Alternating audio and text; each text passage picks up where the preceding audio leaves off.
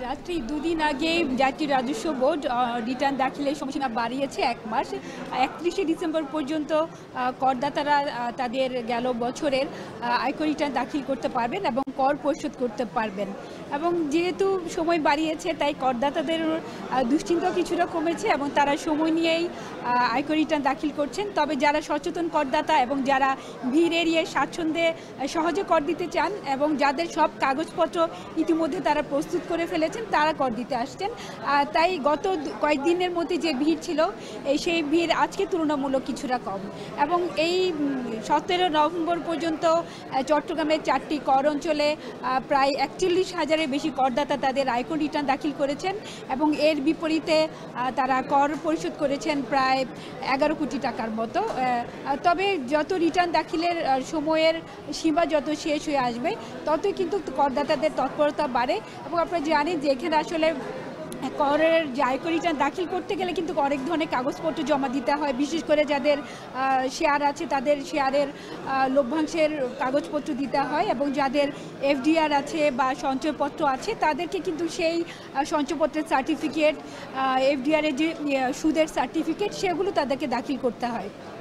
এর বাইরে যারা বেতনভুক্ত করদাতা তাদেরকে কিন্তু স্যালারি সার্টিফিকেট দিতে হয় এবং এই কাগজপত্রগুলো সংগ্রহের ক্ষেত্রে এবং যারা ব্যবসায়ী করদাতা তাদেরকে অনেক ধরনের কাগজপত্র দিতে হয়, সেক্ষেত্রে তাদের কিছুটা সময় লাগে। এবং এবছর কিন্তু অনলাইনে যেন করদাতারা সহজে রিটার্ন দাখিল করতে পারে তাই এনবিআর বেশ সুযোগ সুবিধা দিচ্ছে এবং উৎসাহ দিচ্ছে এবং আগের মতো ব্যবস্থা অনেকটা সহজ করা হয়েছে।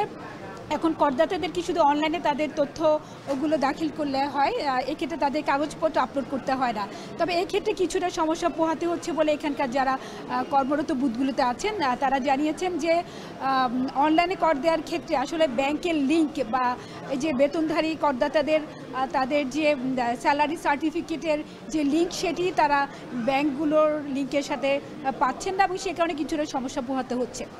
এবং অনলাইনে কর দেওয়ার ক্ষেত্রে করদাতাদেরকে আসলে প্রথমেই নিবন্ধন করতে হয়, তারপর তাদের বায়োমেট্রিক করা মোবাইল নাম্বারটি নিয়ে এখানে তারা সহজে ঘরে বসে রিটার্ন দাখিল করতে পারেন। তো এবছর কিন্তু বেশ সাড়া পাওয়া গেছে। তবে কিছু কিছু এসব সিস্টেমেটিক বা প্রযুক্তিগত কিছু দুর্বলতার কারণে কিছুটা ভোগান্তি হচ্ছে। এর বাইরে কিন্তু বলা যায় অনেকটা নির্বিঘ্নে করদাতারা তাদের আয়কর রিটার্ন দাখিল করতে পারছেন।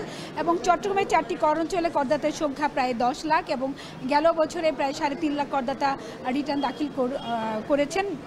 তবে প্রতি বছরই যেভাবে আসলে ইটিনের সংখ্যা বাড়ছে সে হারে কিন্তু করদাতার সংখ্যা বাড়ছে না এবং এই ব্যাপারে কিন্তু এনবিআর কাজ করে যাচ্ছে যেন করদাতারা সহজে তাদের রিটার্ন দাখিল করতে পারেন। এবং এক্ষেত্রে কিন্তু অনেকগুলো সেবা প্রাপ্তির ক্ষেত্রে আয়কর রিটার্ন দাখিল বাধ্যতামূলক করা হয়েছে এবং সে কারণে কিন্তু আগের চেয়ে কিছুটা হলো করদাতারা বেশি পরিমাণে এখন রিটার্ন দাখিল করছেন। তো সব মিলিয়ে বলা যায় যে একটু বেলা বাড়ার সাথে সাথে কিন্তু চট্টগ্রামের কর অঞ্চলগুলোতে করদাতাদের ভিড় বাড়ছে এবং বুথগুলোতে সব ধরনের সেবা দেওয়া হচ্ছে, তাদেরকে সহযোগিতা করা হচ্ছে। রাত্রি এই ছিল আমার কাছে এখনকার মতো চট্টগ্রামে আয়কর রিটার্ন দাখিলের সবশেষ। চট্টগ্রাম